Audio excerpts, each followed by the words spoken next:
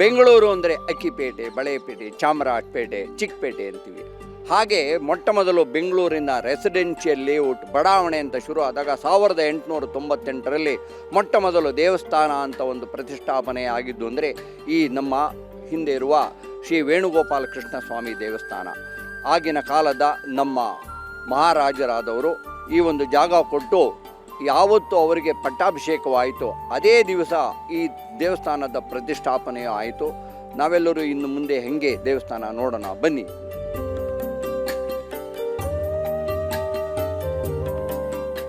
ಮಲ್ಲೇಶ್ವರದ 13ನೇ ಅಡ್ಡರಸ್ತೆಯಲ್ಲಿ ಈ ಅಪರೂಪದ ಪ್ರಾಚೀನ ದೇವಸ್ಥಾನಕ್ಕೆ 125 ವರ್ಷಗಳ ಇತಿಹಾಸವಿದೆ.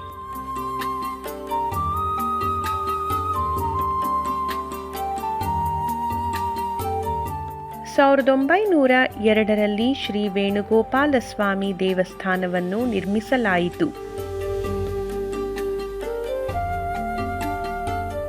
ಇತಿಹಾಸದ ಪ್ರಕಾರ 1898ರಲ್ಲಿ ಬೆಂಗಳೂರಿಗೆ ಪ್ಲೇಗ್ ಕಾಯಿಲೆಯು ಬರಸಿಡಿಲಿನಂತೆ ಬಂದೆರಗಿತು. ಆಗ ಹೊಸ ಬಡಾವಣೆಗಳನ್ನು ಅಚ್ಚುಕಟ್ಟಾದ ರೀತಿಯಲ್ಲಿ ನಿರ್ಮಿಸತೊಡಗಿದರು. ಅದರಲ್ಲಿ ಮಲ್ಲೇಶ್ವರವೂ ಒಂದು. ಈ ಬಡಾವಣೆಯನ್ನು ದಿವಾನ್ ಶೇಷಾದ್ರಿ ಅಯ್ಯರ್ ಅವರ ನೇತೃತ್ವದಲ್ಲಿ ರೂಪಿಸಲಾಯಿತು.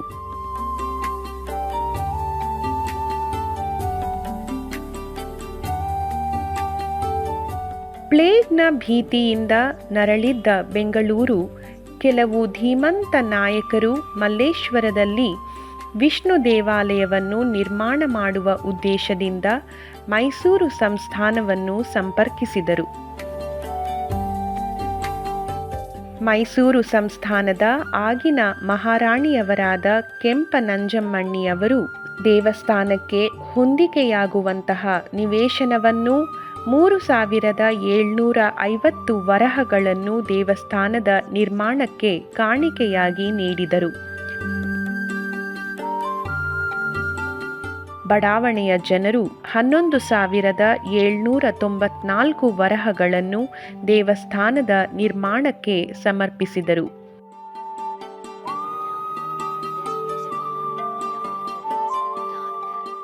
ಧೀಮಂತರಾದ Shetlur Venkataranga Iyengar, professor MT Narayana Iyengar, Rao Bahadur Narasimhachar, MT Narasimha Iyengar, ವಿದ್ವಾನ್ ಆಸೂರಿ ಆನಂದಾಳ್ವಾರ್ ಸ್ವಾಮಿ ಇವರುಗಳು ಈ ದೇವಸ್ಥಾನದ ನಿರ್ಮಾಣದಲ್ಲಿ ಪ್ರಮುಖ ಪಾತ್ರವನ್ನು ವಹಿಸಿದ್ದಾರೆ.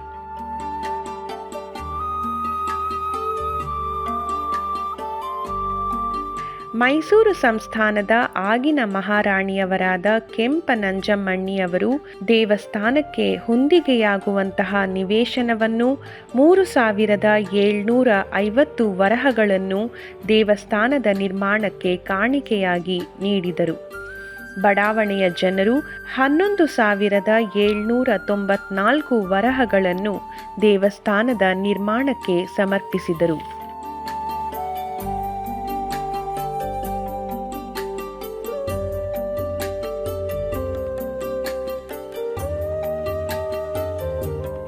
ನಮ್ಮ ಮಲ್ಲೇಶ್ವರಂ 11ನೇ ಕ್ರಾಸ್ ವೇಣುಗೋಪಾಲ ಕೃಷ್ಣ ಸ್ವಾಮಿ ದೇವಸ್ಥಾನ ಅಂದರೆ ಒಂದು ವಿಶೇಷತೆ.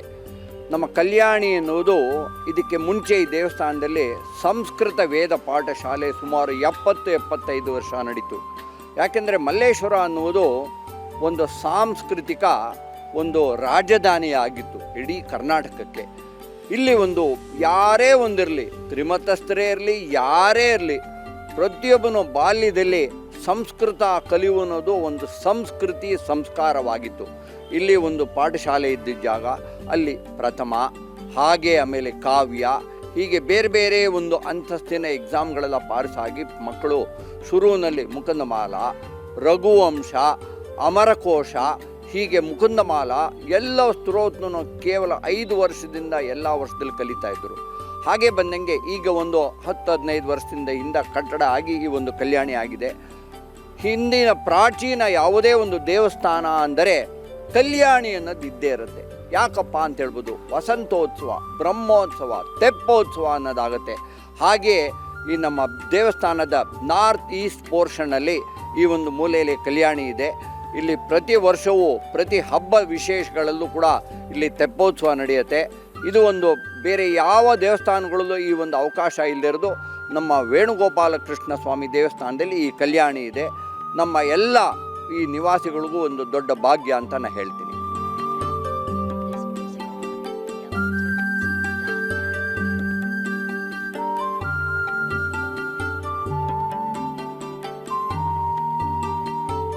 ನಾವು ಹೇಗೆ ನಮ್ಮ ಕಲ್ಯಾಣಿಲಿ ತೆಪ್ಪೋತ್ಸವ ವಿಶೇಷ ಬ್ರಹ್ಮೋತ್ಸವ ಟೈಮಲ್ಲಿ ಅದು ಹೇಗೆ ನಡೆಯುತ್ತೋ ಹಾಗೆ ನಮ್ಮ ವೈಕುಂಠ ದ್ವಾರಲ್ಲೂ ನೋಡಿ ಇಲ್ಲಿ ನಾವು ನೋಡ್ತಾ ಇರೋದು ಇಲ್ಲಿ ಒಂದು ಕನ್ನಡಿ ಅರೆ ಅಂತ ಹೇಳ್ತಾರೆ.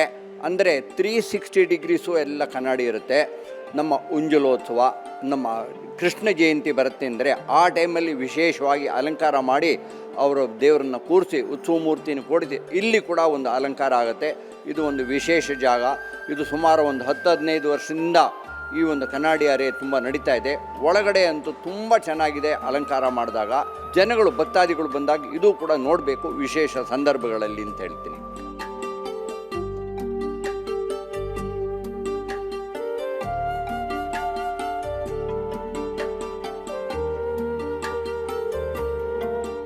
ದಿವಾನ್ ವೆಂಕಟರಂಗ ಅವರ ಕನಸಿನಲ್ಲಿ ಶ್ರೀ ವೇಣುಗೋಪಾಲ ಸ್ವಾಮಿ ಕಾಣಿಸಿಕೊಂಡು ತನ್ನನ್ನೇ ಪ್ರತಿಷ್ಠಾಪಿಸಬೇಕೆಂದು ಹೇಳಿದಂತಾಗಿ ಶ್ರೀ ವೇಣುಗೋಪಾಲ ಸ್ವಾಮಿಯನ್ನ ಶ್ರೀ ಭೂದೇವಿ ಶ್ರೀದೇವಿ ಸಹಿತನಾಗಿ ಪ್ರತಿಷ್ಠಾಪಿಸಲಾಗಿದೆ.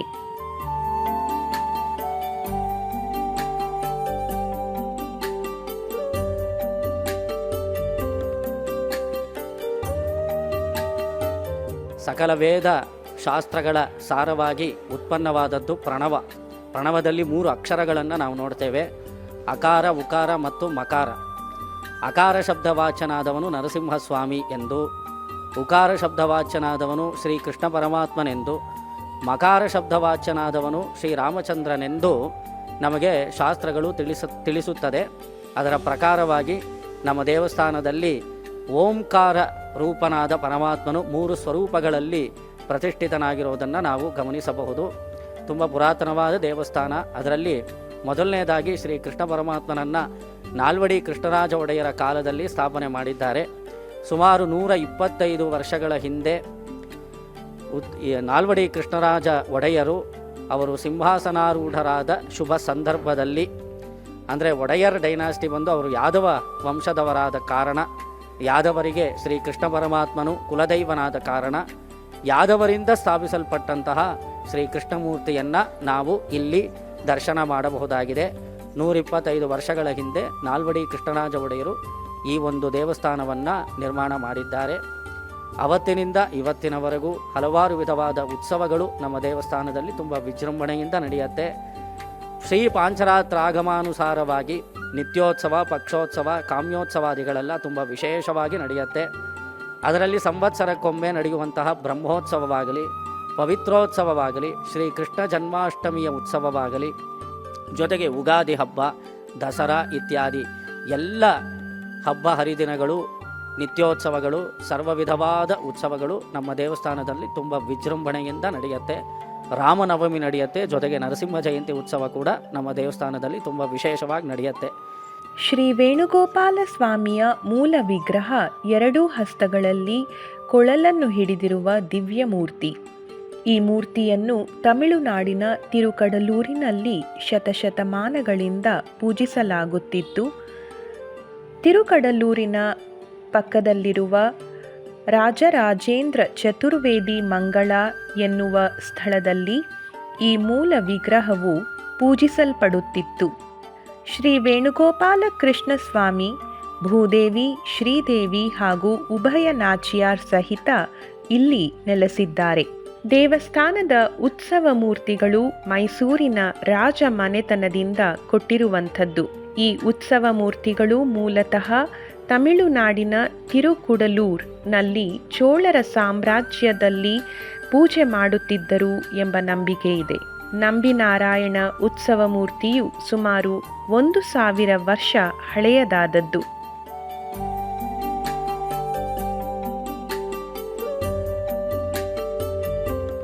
ಆಂಡಾಳ್ನ ಮೂಲಮೂರ್ತಿ 1946ರಲ್ಲಿ ಪ್ರತಿಷ್ಠಾಪಿಸಲಾಯಿತು.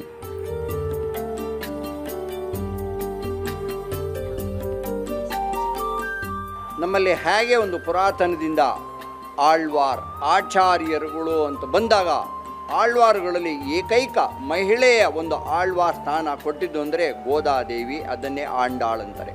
ಏನಪ್ಪ ಆಂಡಾಳ್ ಅಂದರೆ ಎಷ್ಟೆಷ್ಟು ಆಳ್ವಾರುಗಳು ಏನೇನು ಕೃತಿಗಳೆಲ್ಲ ಮಾಡಿದಾರೋ ಹಾಗೆ ನಮ್ಮ ಗೋದಾದೇವಿ ಆಂಡಾಳ್ ಅನ್ನೋದು ತಿರುಪ್ಪಾವೈ ಅನ್ನೋ ಕೃತಿ. ಆ ತಿರುಪ್ಪಾವೈ ಅನ್ನೋದೇ ಮುಪ್ಪದಂ ತಪ್ಪಾಮಿ ಅಂತಾರೆ. ನಮ್ಮ ಕೃಷ್ಣ ಪರಮಾತ್ಮ ಹೇಳಿದ್ದಾನೆ, ನಾನು ಎಲ್ಲ ಮಾಸಗಳಲ್ಲಿ ಯಾವುದಪ್ಪ ವಿಶೇಷ ಮಾಸ ಅಂದರೆ ಮಾರ್ಗಶಿರ ಮಾಸ ಅಂತಾರೆ, ಅದನ್ನೇ ಮಾರ್ಗಶಿರ ಮಾಸ. ಇವಾಗ ನೀವು ಬೆಂಗಳೂರಲ್ಲಿ ಯಾವುದೇ ಒಂದು ದೇವಸ್ಥಾನ ಡಿಸೆಂಬರ್ ಅಂದರೆ ಚಳಿಗಾಲ ಅಂತ ಯಾರು ಸುಮ್ಮನೆ ಮನೆಯಲ್ಲಿ ಹೊದ್ಕೊಂಡು ಸುಮ್ಮನೆ ಇರಲ್ಲ. ಬೆಂಗಳೂರು ಅನ್ನೋದು ಡಿಸೆಂಬರ್ 15ರಿಂದ ಜನವರಿ 14 ಮಕರ ಸಂಕ್ರಾಂತಿ ತನಕ ವಿಜೃಂಭಣೆಯಿಂದ ಬೆಳಗ್ಗೆ 5 ಗಂಟೆಗೆ ಎಲ್ಲ ದೇವಸ್ಥಾನಗಳಲ್ಲೂ ಕಾರ್ಯಕ್ರಮಗಳು ಶುರು ಆಗುತ್ತೆ. ಅದೇ ಥರ ಬೆಂಗಳೂರು ಈ ಮಲ್ಲೇಶ್ವರಂ ವೇಣುಗೋಪಾಲ ಕೃಷ್ಣ ಸ್ವಾಮಿ ದೇವಸ್ಥಾನದಲ್ಲಿ ಆ ಧನುರ್ಮಾಸ ಅಂತ ಬಂದರೆ ಡಿಸೆಂಬರ್ 15ರಿಂದ ಜನವರಿ 14 30 ಪಾಶರುಗಳು ಆಡಿ ಬೆಳಿಗ್ಗೆ 5 ಗಂಟೆಯಿಂದ ಕಾರ್ಯಕ್ರಮ ವಿಶೇಷ ಕಾರ್ಯಕ್ರಮ ನಡೆಯುತ್ತೆ. ಆ ತಿರುಪ್ಪಾವೈ ಅನ್ನುವುದು ಒಂದು ಸಂಗೀತ ಅಂತ ಹೇಳ್ಬೋದು, ಶ್ಲೋಕ ಅಂತ ಹೇಳ್ಬೋದು, ಸ್ತುತಿ ಅಂತ ಹೇಳ್ಬೋದು, ಕೃತಿ ಅಂತ ಹೇಳ್ಬೋದು. ಅದನ್ನೇ ಇವಾಗ ಮಡ್ರಾಸಲ್ಲಿ ಕೂಡ ತಿರುಪ್ಪಾವೈ ಅನ್ನೋದು ಮಾರ್ಗಶಿರ ಅಂತ ಹೇಳ್ಬಿಟ್ಟು ಅದನ್ನೇ ಒಂದು ದೊಡ್ಡ ಕಾರ್ಯಕ್ರಮವನ್ನು ಮಾಡ್ತಾ ಇದ್ದಾರೆ. ಈ ಬೆಂಗಳೂರಿನಲ್ಲಿ ಈ ನಮ್ಮ ವೇಣುಗೋಪಾಲ ಕೃಷ್ಣ ಸ್ವಾಮಿ ದೇವಸ್ಥಾನದಲ್ಲಿ ಇದು ಆಂಡಾಳ್ ಸನ್ನಿಧಿ. ರಾಧಾ ಕಲ್ಯಾಣ ವೈಭವಮೇ ಕಾಳಿಂದಿ ಕುಲವನ ಕುಂಚ ಕುಟೀರೆ ಕೇತಕಿ ಗಂತ ಯುಗಮಂತ ಸಮೀರೆ ರಾಧಾ ಕಲ್ಯಾಣ ವೈಭವಮೇ ಸರಸ ಸಮ್ಮುಲಸಿತ ದಿವ್ಯ ವಸಂತೆ ಚಂಪಕಾ ಸೋಕಾತಿ ಕುಸುಮ ಸುಗಂಧೆ ರಾಧಾ ಕಲ್ಯಾಣ ವೈಭವಮೇ ಮಂದಾರ ಚಂದನಾದಿ ವಿಟಪಿ ವೀತೆ ಬೃಂದಾವನೆ ಪ್ರೇಮ ಮಧುರ ಗೀತೆ ರಾಧಾ ಕಲ್ಯಾಣ ವೈಭವಮೇ ಸ್ವಾಗತಂ ಸ್ವಾಗತಂ ಶೃಂಗಾರಲೋಲ ಸ್ವಾಮಿನ್ ವಿಜಯೀ ಭವಗೋಪಾಲ ಕನಕಾಂಬರಧರ ಕಂಜಜ ವಿನುತ ಕೌಸ್ತುಭಭೂಷಣ ಕಮಲಾನಂದ ಗೋಪಕುಮಾರಿ ಕುತೂಹಲ ಲೀಲಾ ಕೋಲಾಹಲ ರಾಸ ಕೇಳಿವಿಲೋಲ ಪ್ರೇಮಿಕ ಭಾವುಕ ಹೃದಯ ವಿಲಾಸ ಪ್ರತಿತ ಚರಿತ್ರ ಮೃದುತರಗಾಸ ಸ್ವಾಗತಂ ಸ್ವಾಗತಂ ಶೃಂಗಾರಲೋಲ ಸ್ವಾಗತಂ ಸ್ವಾಗತಂ ಸ್ವಾಗತಂ ಕೃಷ್ಣ ಶರಣಾಗತ ಪರಿಪಾಲಕ ಶರಣಾಗತ ಪರಿಪಾಲಕ ಶರಣಾಗತ ಪರಿಪಾಲಕ ಕರುಣಾಕರ ಕೃಷ್ಣ ಉಪವೀಸ ಕಿಸಲಯ ಮೃದುತಲ್ಪೆ ಕೃಷ್ಣ ಹೇಮಲತಾ ಸಮ ಲಲಿತಾಂ ವಿನತಾಂ ಪ್ರೇಮಿಕ ಗೋಪಿ ಮಂಡಲ ಮಿಳಿತಾಂ ಆಲೋಕಯ ಸಖಿ ವೃಷಭಾನುನಂದಿನಿ ಜಯ ಜಯ ಮದನ ಮನೋಹರ ರೂಪ ವ್ರಜವನಿತಾ ಜನ ಮಾನಸ ದೀಪ ಅಂಜಲಿನಾ ಯಾಚೆ ದಯಯಾ ಅನುದಿನಮೇವಂ ವಿಗರಮಯಾ ಲಾಕ್ಷಾಮಿಲಿಕೇಯಂ ಪಾಹಿ ಶ್ರೀರಾಧಯಾ ವಿಗರತಿ ವನಮಾಲಿ ವನಮಾಲಿ. ಪೆರಿಯ ತಾಯಾರ್ ಅಮ್ಮನವರ ಮೂಲ ವಿಗ್ರಹ ತನ್ನ ಚತುರ್ಭುಜದಲ್ಲಿ ಅಭಯ ಹಸ್ತ ಪದ್ಮಹಸ್ತ ಹೊಂದಿದ್ದಾಳೆ. ಗುಂಡ್ಲುಪೇಟೆಯ ತೆರುಕಣಂಬಿ ಎಂಬಲ್ಲಿ ಒಂದು ಪುರಾತನ ದೇವಸ್ಥಾನದಲ್ಲಿ ನಿತ್ಯ ಪೂಜೆ ಸ್ವೀಕರಿಸುತ್ತಿದ್ದ ಈ ತಾಯಿ 1829ರಲ್ಲಿ ಮೈಸೂರಿನ ಅರಮನೆಗೆ ಸೇರಿದಳು. ಶ್ರೀ ಶ್ರೀಕಾಂತ್ ರಾಜೆ ಅರಸ್ ಎಂಬುವರ ಸಹಾಯದಿಂದ ಮೈಸೂರಿನ ಮಹಾರಾಣಿಯವರು ತಾಯಿಯನ್ನು ಶ್ರೀ ವೇಣುಗೋಪಾಲನ ಸನ್ನಿಧಿಗೆ ತಲುಪಿಸಿದರು.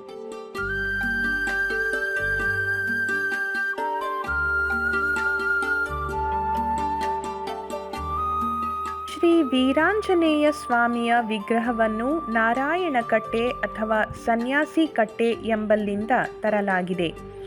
ಈ ಮೂರ್ತಿಯನ್ನು ಸುಮಾರು 200 ವರ್ಷಗಳ ಕಾಲ ನಾರಾಯಣಕಟ್ಟೆಯಲ್ಲಿ ಪೂಜಿಸಲಾಗುತ್ತಿತ್ತು.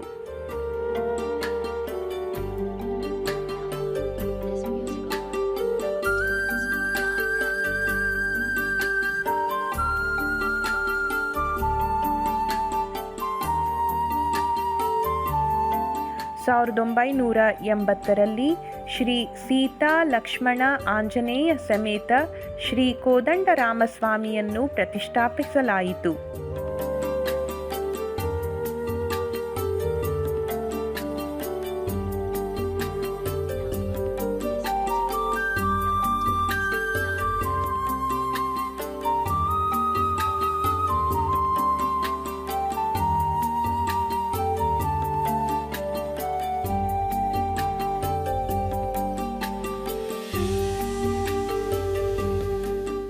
ಇದೇ ದೇವಸ್ಥಾನದಲ್ಲಿ ವೇಣುಗೋಪಾಲ ಸ್ವಾಮಿಯ ಎಡಭಾಗದಲ್ಲಿ ನಂಬಿನಾರಾಯಣ ಸ್ವಾಮಿ ಮೂರ್ತಿ ಇದೆ.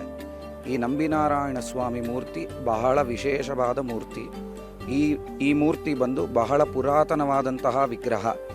ಈ ಮೂರ್ತಿಯನ್ನು ಮೈಸೂರು ಮಹಾರಾಜರು ನಾಲ್ವಡಿ ಕೃಷ್ಣರಾಜ ಒಡೆಯರು ಅವರ ವಂಶಸ್ಥರು ಎಲ್ಲರೂ ಪೂಜೆ ಮಾಡಿರೋದಾಗಿ ದಾಖಲಾತಿಗಳಿದೆ. ಈ ಮೂರ್ತಿಯನ್ನು ಮೈಸೂರು ಅರಮನೆಯಲ್ಲಿ ಇಟ್ಟು ಬಹಳ ವರ್ಷಗಳ ಕಾಲ ಪೂಜೆ ಮಾಡಿ ಆನಂತರ ಈ ದೇವಸ್ಥಾನಕ್ಕೆ ಕೊಡುಗೆಯಾಗಿ ಕೊಟ್ಟಿದ್ದಾರೆ. ಈ ನಂಬಿನಾರಾಯಣ ಸ್ವಾಮಿಯ ಮೂಲ ಕಾರಣ ಏನು ಅಂದರೆ, ರಾಮಾನುಜಾಚಾರ್ಯರು ಚೋಳರಾಜನ ಭಯದಿಂದ ಕರ್ನಾಟಕಕ್ಕೆ ಬಂದಾಗ ಕರ್ನಾಟಕದಲ್ಲಿ 5 ಪಂಚನಾರಾಯಣ ಕ್ಷೇತ್ರವನ್ನು ಸ್ಥಾಪನೆ ಮಾಡಿದ್ದಾರೆ. ಆ ಪಂಚನಾರಾಯಣ ಕ್ಷೇತ್ರದಲ್ಲಿ ಈ ತೊಂಡನೂರು ನಂಬಿನಾರಾಯಣ ಅನ್ನೋ ಮೂರ್ತಿಯು ಬಹಳ ಪ್ರಸಿದ್ಧ. ಈ ತೊಂಡನೂರು ನಂಬಿ ಎನ್ನುವಂತಹವರಿಗೆ ಅವರು ಬಹಳ ವರ್ಷಗಳ ಕಾಲ ಕಠೋರವಾದ ತಪಸ್ಸನ್ನು ಮಾಡ್ತಾರೆ. ಆ ತಪಸ್ಸನ್ನು ಮಾಡಿದಾಗ ಶ್ರೀಮನ್ನಾರಾಯಣ ಅವರ ಮುಂದೆ ಪ್ರತ್ಯಕ್ಷ ಆಗ್ತಾನೆ. ಪ್ರತ್ಯಕ್ಷ ಆದ ನಂತರ ನಿಮಗೆ ಏನು ವರ ಬೇಕು ಎಂದು ನಾರಾಯಣ ಕೇಳಲಾಗಿ ಆ ತೊಂಡನೂರು ನಂಬಿ ಎನ್ನುವಂಥವರು, ನನಗೆ ಈ ಭೂಮಿಯಲ್ಲಿರೋಕ್ಕೆ ಇಷ್ಟ ಇಲ್ಲಪ್ಪ, ನನಗೆ ಆದಷ್ಟು ಬೇಗ ಸಾಯುಜ್ಯವನ್ನು ಕೊಡು ಅಂತ ಪ್ರಾರ್ಥನೆ ಮಾಡ್ತಾರೆ. ಆವಾಗ ನಾರಾಯಣರು ಹೇಳ್ತಾರೆ, ಇಲ್ಲ, ನೀ ಬಂದು ಗುರುವಿನ ಪಾದ ಸಂಪರ್ಕ ನಿನಗಿಲ್ಲ, ಆದ್ದರಿಂದ ನೀನು ಗುರುವಿನ ಆಶ್ರಯ ಮಾಡಿ ತದನಂತರ ಬಂದರೆ ನಿನಗೆ ಮೋಕ್ಷ ಪ್ರಾಪ್ತಿ ಉಂಟಾಗತ್ತೆ ಅಂತಾರೆ. ಆವಾಗ ಅವರು ತೊಂಡನೂರು ನಂಬಿ ಅನ್ನುವಂಥವರು, ಇಲ್ಲ, ನನಗೆ ನೀನೇ ಗುರುವಾಗಿದ್ದು ಮೋಕ್ಷ ಪ್ರಾಪ್ತಿಯನ್ನು ಕೊಡಬೇಕು ಎಂದು ಪ್ರಾರ್ಥಿಸ್ತಾರೆ. ಅವರ ಪ್ರಾರ್ಥನೆಗೆ ನಾರಾಯಣ ಸ್ವಾಮಿ ಹೂಗೊಟ್ಟು ತನ್ನ ಕೈಯಲ್ಲಿದ್ದಂತಹ ಶಂಕುಚಕ್ರವನ್ನು ಬದಲು ಮಾಡಿ ಹಿಡಿದುಕೊಂಡು ಬಲಗೈಯಲ್ಲಿ ಶಂಖವನ್ನು ಹಿಡಿದು ಎಡಗೈಯಲ್ಲಿ ಚಕ್ರವನ್ನು ಹಿಡಿದು ಆ ತೊಂಡನೂರು ನಂಬಿ ಎನ್ನುವಂಥವರಿಗೆ ಸಮಾಶ್ರಯಣ ಮಾಡ್ತಾರೆ. ಆ ಸಮಾಶ್ರಯಣ ಮಾಡುವಂತಹ ಭಂಗಿಯೇ ಶ್ರೀ ನಂಬಿನಾರಾಯಣ ಸ್ವಾಮಿ. ಆದ್ದರಿಂದಾನೇ ತೊಂಡನೂರು ನಂಬಿ ಎನ್ನುವಂಥವರಿಗೆ ಮೋಕ್ಷ ಸಾಯುಜ್ಯವನ್ನು ಕೊಟ್ಟಿದ್ದರಿಂದ ಅವರ ಹೆಸರು ನಂಬಿನಾರಾಯಣ ಸ್ವಾಮಿ ಅಂತ. ಆ ಮೂರ್ತಿ ತೊಂಡನೂರಿನಲ್ಲಿ ಪ್ರತಿಷ್ಠಾಪಿತವಾಗಿದೆ. ಅದೇ ರೀತಿ ಜಗತ್ತಲ್ಲಿ ಎಲ್ಲೂ ಇಲ್ಲದೇ ಇರುವಂತಹ ಒಂದು ಅದ್ಭುತವಾದ ಮೂರ್ತಿ ನಮ್ಮ ಕೃಷ್ಣನ ಗುಡಿಯಲ್ಲಿದೆ. ಆ ನಂಬಿನಾರಾಯಣ ಸ್ವಾಮಿ ಮೂರ್ತಿಯನ್ನು ನೀವು ಕೃಷ್ಣನ ಗುಡಿಯಲ್ಲಿ ದರ್ಶನ ಮಾಡ್ಬೋದು. ಇಡೀ ಜಗತ್ತಲ್ಲೇ ಈ ಎರಡೇ ಕಡೆನೇ ನಂಬಿನಾರಾಯಣ ಸ್ವಾಮಿ ಮೂರ್ತಿ ಇರೋದು. ಈ ನಂಬಿನಾರಾಯಣ ಸ್ವಾಮಿ ಮೂರ್ತಿಯನ್ನು ನಾವು ಆರಾಧಿಸೋದಾಗಲಿ ಪ್ರತಿನಿತ್ಯ ಬಂದು ದರ್ಶನ ಮಾಡುವುದಾಗಲಿ ಮಾಡಿದರೆ ನಮಗೆ ಗುರುವಿನ ಅನುಗ್ರಹ ಬೇಗ ದೊರಕತ್ತೆ ಅನ್ನೋದು ಒಂದು ನಂಬಿಕೆ. ಈ ದೇವಾಲಯದಲ್ಲಿ ಅತಿ ಮುಖ್ಯವಾದಂತಹ ದೈವ ನಂಬಿನಾರಾಯಣ ಸ್ವಾಮಿ. ನಮ್ಮ ಉತ್ಸವ ಮೂರ್ತಿ ಸಹ ನಂಬಿನಾರಾಯಣ ಸ್ವಾಮಿಯಾಗೇ ವಿರಾಜಮಾನವಾಗಿದ್ದಾನೆ. ಈ ದೇವಸ್ಥಾನದಲ್ಲಿ ನಡೆಯುವಂತಹ ಎಲ್ಲ ನಿತ್ಯೋತ್ಸವ, ಮಾಸೋತ್ಸವ, ಭಕ್ಷೋತ್ಸವಗಳು ನಂಬಿನಾರಾಯಣ ಸ್ವಾಮಿಗೂ ಸಹ ನಡೆಯುತ್ತೆ. ಹಸ್ತ ನಕ್ಷತ್ರದಂದು ವಿಶೇಷವಾಗಿ ಅಭಿಷೇಕಗಳು, ಸಾಯಂಕಾಲ ಉತ್ಸವಾದಿಗಳು, ಸಹಸ್ರನಾಮಾರ್ಚನೆಗಳು ಎಲ್ಲವೂ ನಡೆಯುತ್ತೆ.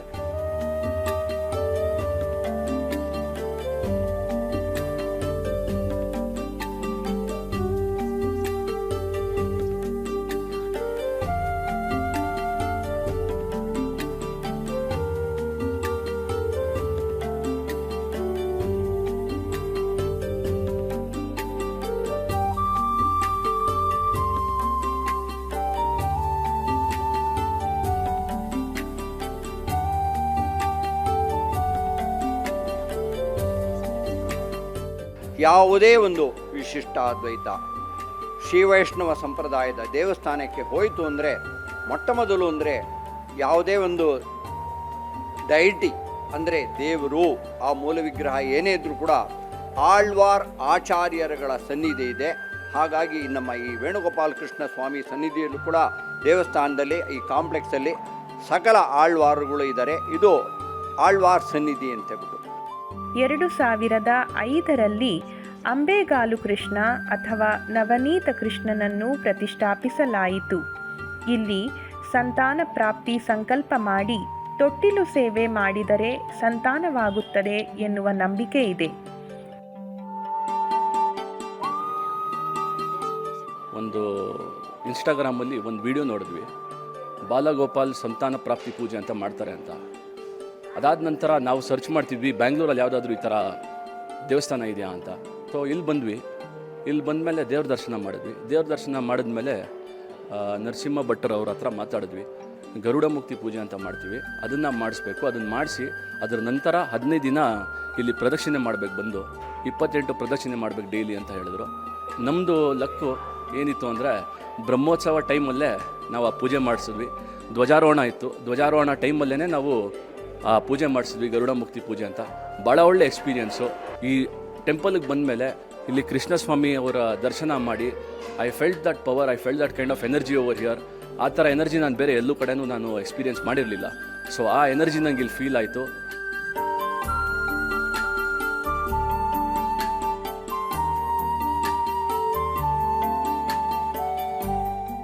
ನಾವು ಇವಾಗ ನಮ್ಮ ವೇಣುಗೋಪಾಲ ಕೃಷ್ಣ ಸ್ವಾಮಿಯ ದೇವಸ್ಥಾನದ ನವನಾರಸಿಂಹ ಸನ್ನಿಧಿ ಮುಂದೆ ನಿಂತಿದ್ದೀವಿ. ಎಲ್ಲ ಕಡೆಯೂ ಇಡೀ ಭಾರತದಲ್ಲಿ ಸುಮಾರು 1500ಕ್ಕೂ ಹೆಚ್ಚು ನರಸಿಂಹ ದೇವಸ್ಥಾನ ಸನ್ನಿಧಿಗಳಿದೆ. ಇದರದ್ದು ವಿಶೇಷ ಏನು ಅಂತ ತಿಳ್ಕೋಬೇಕು. ಸುಮಾರು ಎಲ್ಲ ಕಡೆಯೂ ನರಸಿಂಹರ ದೇವಸ್ಥಾನ ಬೆಟ್ಟದ ಮೇಲೆ, ಪರ್ವತದ ಮೇಲೆ, ಗುಡ್ಡದ ಮೇಲೆ ಇರುತ್ತೆ. ನಮ್ಮ ಅಹೋಬಲ ಅಂತ ಕೇಳಿರ್ಬೋದು, ಅಲ್ಲೂ ಕೂಡ 9 ಬೇರೆ ಬೇರೆ ನವನಾರಸಿಂಹ ದೇವಸ್ಥಾನ ಇದೆ. ಇಲ್ಲಿ ಬಂದು ಆಷಾಢ ಏಕಾದಶಿ 29 ಜೂನ್ 2023ರಂದು ಈ ಪ್ರತಿಷ್ಠಾಪನೆ ಆಯಿತು. ಮೂಲ ವಿಗ್ರಹ ಬಂದು ಯೋಗ ನರಸಿಂಹಸ್ವಾಮಿ, ಮೇಲುಗಡೆ ಮಾಲೋಲ ಹಾಗೂ ಸುತ್ತಲೂ 7 ನರಸಿಂಹರು ಇದ್ದಾರೆ. ನವನಾರಸಿಂಹ ಪ್ರಾಣ ಪ್ರತಿಷ್ಠಾಪನೆ ಆಗಿರೋದು. ಇಡೀ ಜಗತ್ತಿನಲ್ಲಿ ಇಲ್ಲದೇ ಇರುವುದು ಅಂದರೆ ಇದು ವಿಶೇಷ. ನವನಾರಸಿಂಹ ಒಂದೇ ಜಾಗದಲ್ಲಿರುವ ಸನ್ನಿಧಿ ಇದು.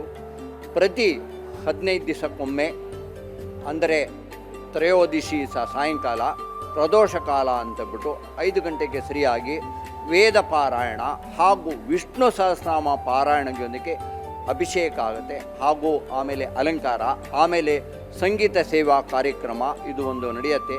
ಹಾಗೂ ಸ್ವಾತಿ ನಕ್ಷತ್ರದಿಂದ ವಿಶೇಷ ಕೂಡ ಅದು ಕೂಡ ಉತ್ಸವ, ಪ್ರಾಕಾರೋತ್ಸವ ಅನ್ನೋದು ನಡೆಯುತ್ತೆ. ಎಷ್ಟೋ ಜನಕ್ಕೆ ಅಂದರೆ ಚಾಲೆಂಜ್ಡ್ ಅಂತೀವಿ, ಅಂಗವಿಕಲರು ಅಂತ ಹೇಳ್ತೀವಿ, ವಿಕಲಾಂಗ್ ಅಂತೀವಿ, ಅವರೆಷ್ಟೋ ಜನಕ್ಕೆ ಬೆಟ್ಟ ತಪ್ಪಲು ಅಲ್ಲಿ ಇಲ್ಲಿ ಹೋಗ್ಬಿಟ್ಟು ದರ್ಶನ ಮಾಡೋಕ್ಕಾಗಲ್ಲ. ಇಲ್ಲಿ ಸರಳವಾಗಿ ವಿರಳವಾಗಿ ನಮ್ಮ ನರಸಿಂಹ ದರ್ಶನ ಮಾಡ್ಬೋದು ಅಂದರೆ ಈ ಯೋಗಾನಂದ ನರಸಿಂಹಸ್ವಾಮಿ.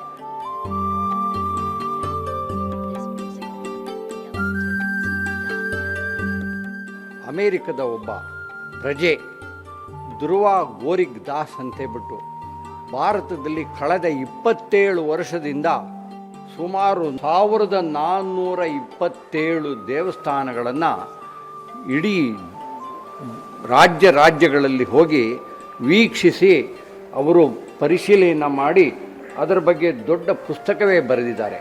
ಅಂದರೆ ನಮ್ಮ ಕರ್ನಾಟಕ, ಮಹಾರಾಷ್ಟ್ರ, ತಮಿಳುನಾಡು, ಆಂಧ್ರ ಹೀಗೆ ಪ್ರತಿಯೊಂದು ದೇಶಕ್ಕೂ ಹೋಗಿ ಪ್ರತಿಯೊಂದು ರಾಜ್ಯಕ್ಕೂ ಹೋಗಿ ಈ ಥರ ಪುಸ್ತಕಗಳನ್ನು ಬರೆದಿದ್ದಾರೆ.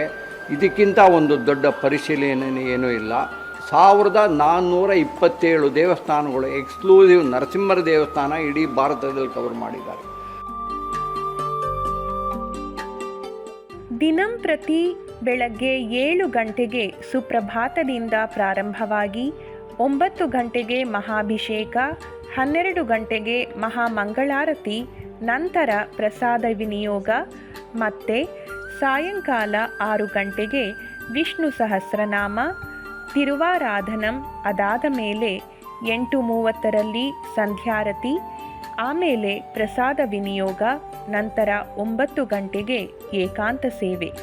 ಇದು ದಿನನಿತ್ಯ ಶ್ರೀ ವೇಣುಗೋಪಾಲ ಸ್ವಾಮಿಗೆ ಜರುಗುವ ಪೂಜಾ ವಿಧಿವಿಧಾನಗಳು. ಸುಮಾರು 300 ಜನ ದಿನಂಪ್ರತಿ ಇಲ್ಲಿ ಸೇರುತ್ತಾರೆ.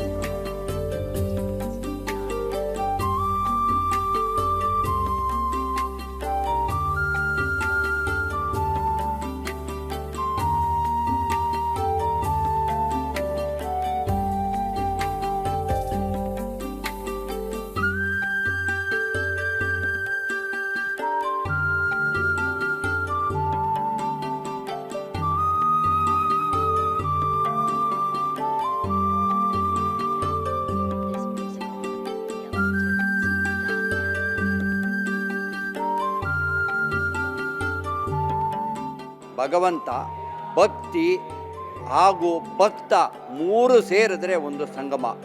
ಇವತ್ತು ನಿಮಗೆ ಎಲ್ಲರಿಗೂ ಈ ಒಂದು ದೇವಸ್ಥಾನದ ಪರಿಚಯ ಆಗಿದೆ. ಈ ದೇವಸ್ಥಾನಕ್ಕೂ ಎಲ್ಲರೂ ಬರಬೇಕು ಅಂತ ಕೇಳ್ಕೊಳ್ತೀನಿ. ಎಲ್ಲರೂ ದೇವ ದರ್ಶನ ಮಾಡಬೇಕು. ಇದು ಒಂದು ಏಕೈಕ ತ್ರಿಕೂಟಾಚಲ ದಿವ್ಯ ಕ್ಷೇತ್ರ. ನಮ್ಮ ದೂರದರ್ಶನ ಚಂದನ ವಾಹಿನಿಗೂ ದೇವಸ್ಥಾನ ಪರವಾಗಿ ಭಕ್ತರ ಪರವಾಗಿ ಕೂಡ ನಾನು ಧನ್ಯವಾದ ಹೇಳ್ತೀನಿ. ಸಕಲಂ ಕೃಷ್ಣಾರ್ಪಣಮಸ್ತು.